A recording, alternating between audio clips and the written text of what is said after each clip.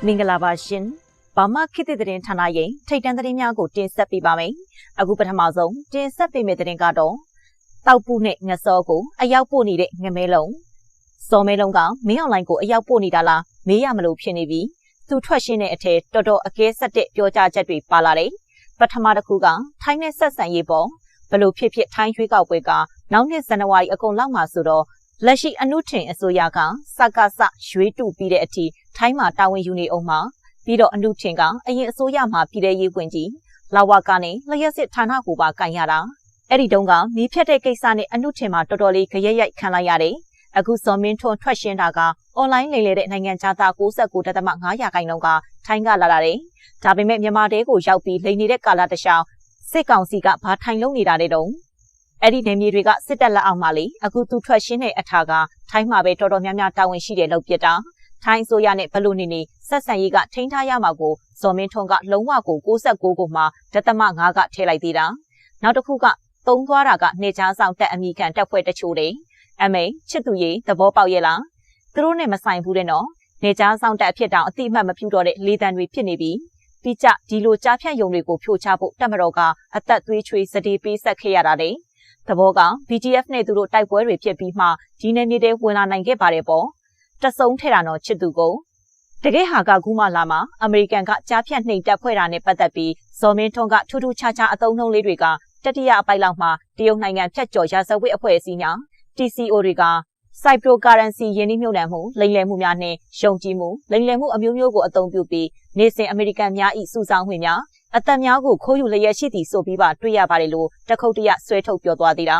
အမေရိကန်ကသူ့ဘာသာသူတရုတ်နဲ့ကိစ္စတွေရှိတာတကြောင်တကယ်လဲကြားဖြတ်ယုံတွေကတရုတ်တွေပဲလုပ်နေတာကတကြောင်အဲဒါကြောင့် Chinese Transition နဲ့ Criminal Organization လို့သုံးတာလေအဲဒါကိုမဲလုံးက highlight ထလုပ်တာကဖေဖေကြီးနဲ့အထက်လူကြီးကိုတဲ့ပေးနေသလားမေးရတော့မယ်မပြီးသေးဘူးဆက်ပြောသေးတာနောက်တစ်ပိုက်မှာတော့လိမ်လည်မှုစင်တာတွေဟာအမေရိကန်မှရာဇဝတ်ဂိမ်းများဤအိတ်ကတ်ထဲသို့မျိုးဆက်တစ်ခုပြီးတစ်ခုချမ်းသာကြွယ်ဝမှုရှိအောင်ဖန်တီးနေတယ်ဆိုတာပါတယ်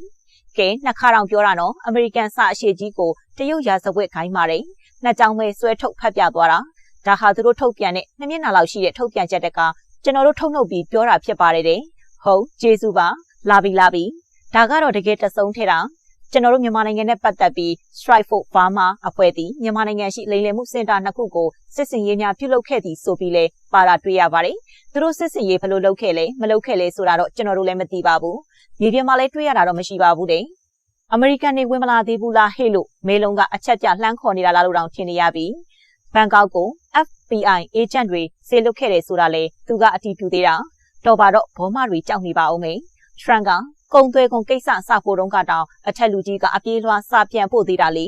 ေခုလေဟုတ်ကဲ့တူတူပေါင်းလုပ်ကြမယ်လို့မပြောပဲအမေရိကန်နိုင်ငံအနေနဲ့ online လိမ်လည်မှုတိုက်ဖြတ်ရေးဆိုတာထက် hidden agenda နည်းနေတဲ့လှုပ်ဝက်ရည်ရွယ်ချက်မျိုးရှိတယ်ဟုပြောကြားထားတဲ့ဖြင့်ဝင်ကားဝုတ်တီအလင်ကမြောက်ပါတယ်ဘယ်နေရာမြောက်တုံးဆိုဘဘကြီးကိုအရောက်ပို့တဲ့နေရာမှာမြောက်တာဆက်လက်ပြီး AA နဲ့ချင်းညီနောင်တွေ့ဆုံမှုတော်လှန်ရေးအရှိန်မြင့်ပေးမဲ့အရေးကြီးတဲ့သမိုင်းမှတ်တိုင်ဖြစ်ဟု NUG ပြောတယ်ဆိုတဲ့သတင်းကိုတင်ဆက်ပေးသွားမှာဖြစ်ပါတယ်ရခိုင်အမျိုးသားအဖွဲ့ချုပ် ULA/AA နဲ့ချင်းညီနောင် CB မဟာမိတ်အဖွဲ့ခေါင်းဆောင်တွေတွေ့ဆုံပြီးစစ်ကောင်စီရဲ့တံပြန်ထိုးစစ်တွေကိုပူးပေါင်းကောက်ွယ်တံပြန်ဖို့ရည်ရွယ်ဆောင်ရွက်တာဖြစ်ပြီးချင်းရခိုင်လူမျိုးစုနှစ်ခုလုံးအကျိုးပြုမဲ့သဘောထားတွေသိမြင်ရတဲ့အပေါ်ဝန်တာကြောင့်အမျိုးသားညီညွတ်ရေးအစိုးရ NUG ပြည်ထောင်စုဝန်ကြီးချုပ်ရုံးပြောရေးဆိုခွင့်ရှိသူဦးနေဖုန်းလတ်ကပြောပါတယ်ဒီလိုမျိုးစစ်ရေးနိုင်ငံရေးစီးပွားရေးအလှပေါင်းစုံကနေချင်းနဲ့ရခိုင်ညီနောင်များပူးပေါင်းဆောင်ရွက်မှုကတနိုင်ငံလုံးအတိုင်းအတာနဲ့တော်လှန်ရေးအရှိန်အဟုန်ကိုမြင့်တင်ပေးမဲ့အရေးကြီးတဲ့သမိုင်းမှတ်တိုင်တစ်ခုအဖြစ်မှတ်တမ်းတင်ရမှာဖြစ်ပါတယ်လို့ဦးနေဖုန်းလတ်ကပြောပါတယ်ဒီကနေ့နိုဝင်ဘာ19ရက်မှာပြုလုပ်တဲ့ပြည်သူလူထုနဲ့နိုင်ငံတကာကိုသတင်းစကားပြောကြားတဲ့အစီအစဉ်မှာဦးနေဖုန်းလတ်ကအခုလိုပြောကြားခဲ့တာပါAA နဲ့ချင်းညီနောင်ခေါင်းဆောင်တွေဟာပြီးခဲ့တဲ့အောက်တိုဘာလကရခိုင်ပြည်နယ်မှာတွေ့ဆုံခဲ့တာပါ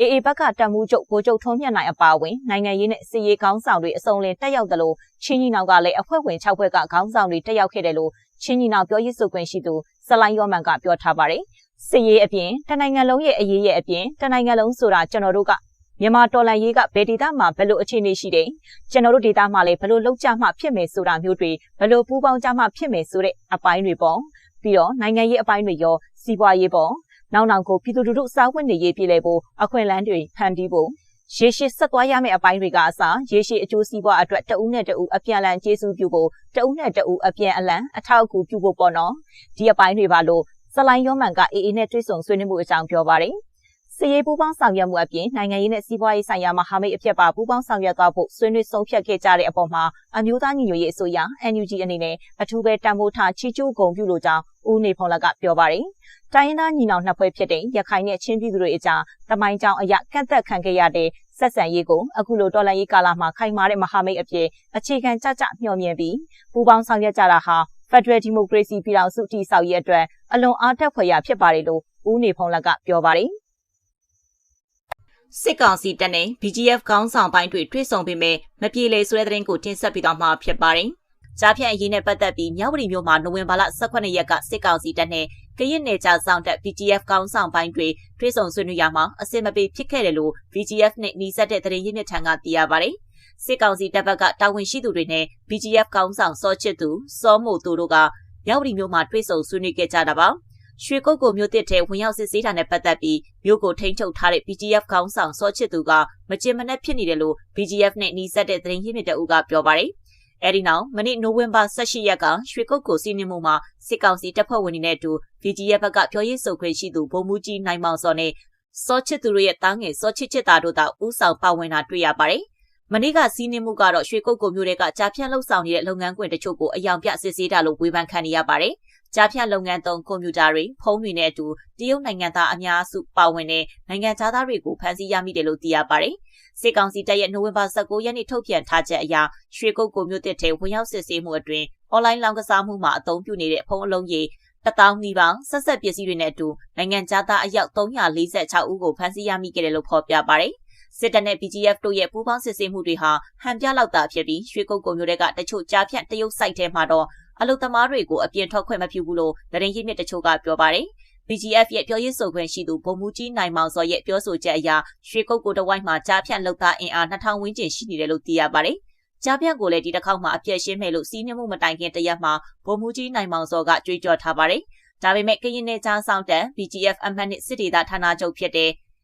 မြဝတီမြို့နယ်မြောက်ဘက်ပိုင်းကတိတ်ကတိစံပြကြီးပါတဲ့ကိုကြားဖြတ်လုပ်နေတဲ့ KK ဘက်ကတရုတ်တထေးတွေကို BGF ကခေါ်ဆောင်ထားတယ်လို့ကရင်သတင်းရင်းမြစ်ကပြောပါတယ်။ BGF အမှတ်နှစ်စစ်ဒေသမှုဗိုလ်မှူးချုပ်စောတင်ဝင်ထိန်းချုပ်တဲ့တိတ်ကတိစံပြကြီးပါတဲ့မှာအစာဦးအသေးတချို့တဝက်တိဆောက်ပြီးစီးပြီးဖြစ်ပြီးလိုအပ်တဲ့ဆောက်လုပ်ရေးပစ္စည်းတွေကိုရွှေကုတ်ကိုမြို့ကနေတက်နဲ့နှစ်စစိတ်ပါတဲ့ရင်တွေနဲ့တည်ယူပို့ဆောင်လာတယ်လို့ကရင်သတင်းရင်းမြစ်ကပြောပါတယ်။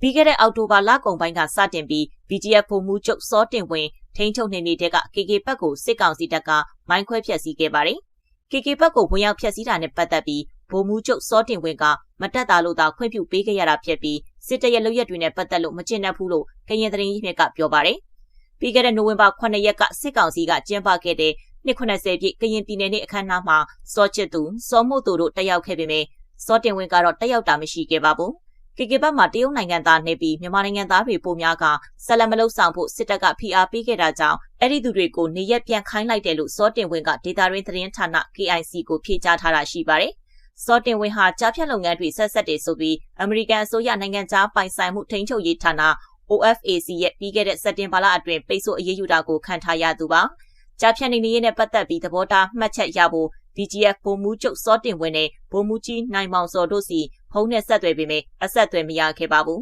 ။ကရင်နယ်ကြားဆောင်တပ် BGF ကရွှေကုတ်ကိုမှကြားဖြတ်နေဖို့အတွက်ဆိုပြီးဒီနေ့အစပိုင်းကအထူးအဖွဲ့တွေဖွဲ့ထားပေမယ့်ကြားဖြတ်လုပ်ငန်းတွေပပျောက်သွားတာမရှိဘူးလို့ရွှေကုတ်ကိုသတင်းရင်းမြစ်တွေကဆိုပါတယ်။မြဝတီမြို့တောင်ဘက်က BGF ထိန်းချုပ်ထားတဲ့မေထော်တလေးရွာအနီးကနာမည်ဆိုးနဲ့ကြော်ကြားတဲ့ KK ဘက်ကြားဖြတ်ဝင်တဲ့ကိုပြီးခဲ့တဲ့အောက်တိုဘာလကစပြီးစစ်ကောင်စီတပ်ကစီနေရမှာ KK ဘက်ထဲကတရုတ်အပောက်ဝင်နိုင်ငံသားတွေနဲ့မြန်မာနိုင်ငံသားတွေဟာထွက်ပြေးခဲ့ကြပါတယ်။